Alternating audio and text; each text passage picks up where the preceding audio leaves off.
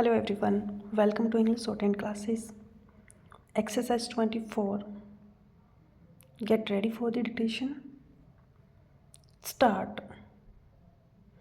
As observed herein above, the learned arbitrator rejected claim number 4, namely under the head construction of railway siding.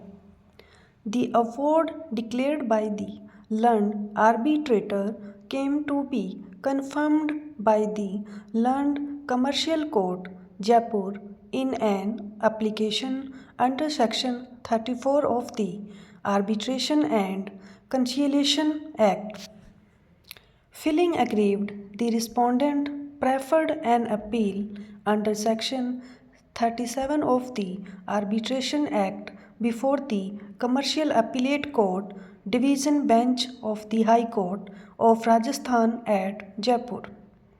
By the impugned judgment and order, the High Court has allowed the said appeal and has set aside the award passed by the learned arbitrator and confirmed by the Commercial Court, Jaipur. Feeling aggrieved by the impugned judgment and order passed by the Division Bench of the High Court, the original claimant, the appellant, has preferred the present appeal. The learned senior advocate has appeared on behalf of the appellant and learned Solicitor General of India has appeared on behalf of the respondent.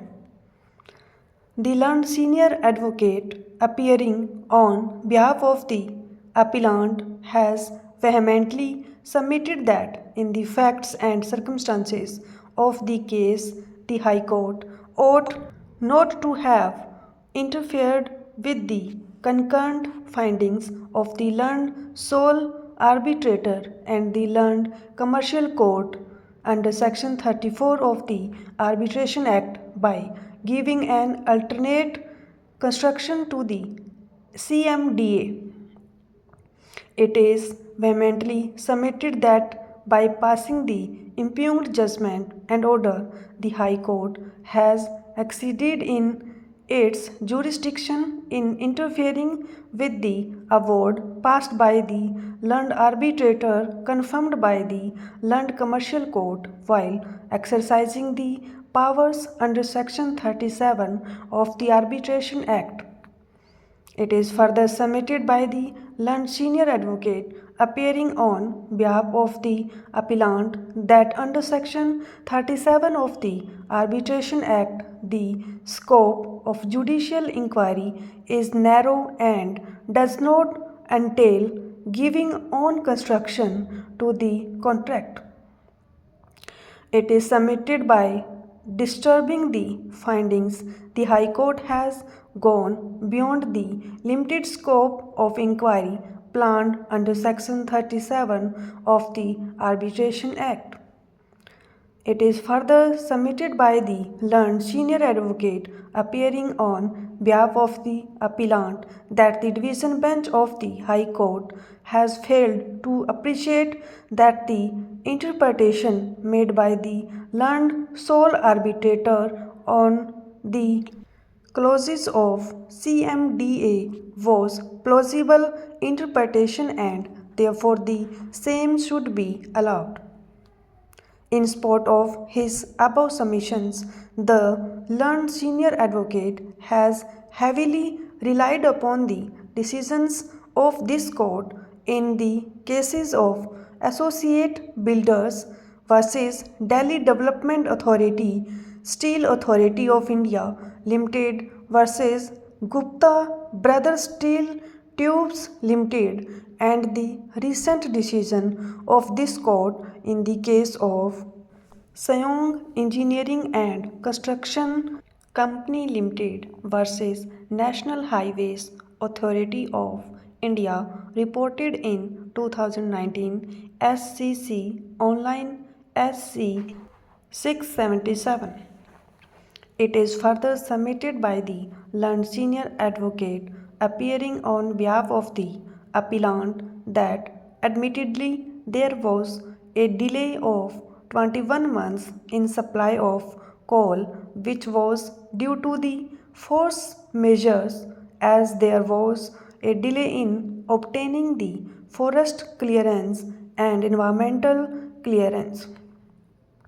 It is submitted that the price which was agreed by the appellant in the year 2008 to be paid in the year 2011 would never remain the same in the year 2013-14.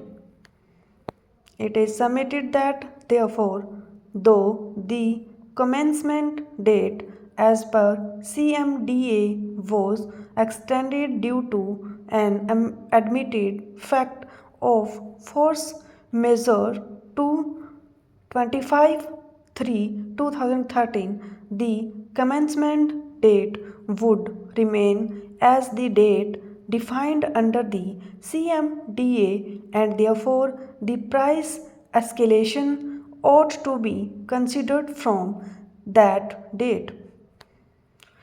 It is further submitted by the learned senior advocate appearing on behalf of the appellant that though by mutual agreement the commencement date was extended due to an admitted fact of force majeure to 25/3/2013, there was no agreement to supply the coal at the same price which was to be supplied in the year 2011.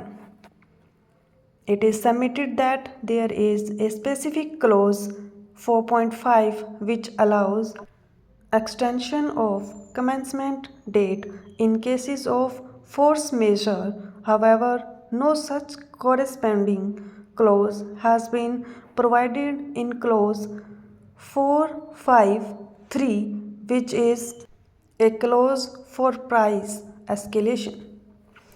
It is submitted that the intention of parties was never to unilaterally extend the first operating year referred to in clause 5.2.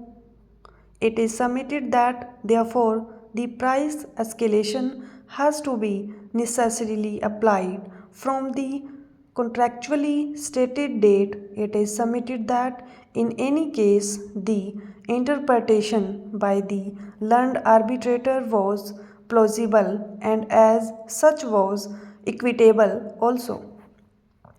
Merely because some other view was possible, the High Court is not justified in interfering with the interpretations recorded by the learned sole arbitrator, and that too in exercise of powers under section 37 of the Arbitration Act.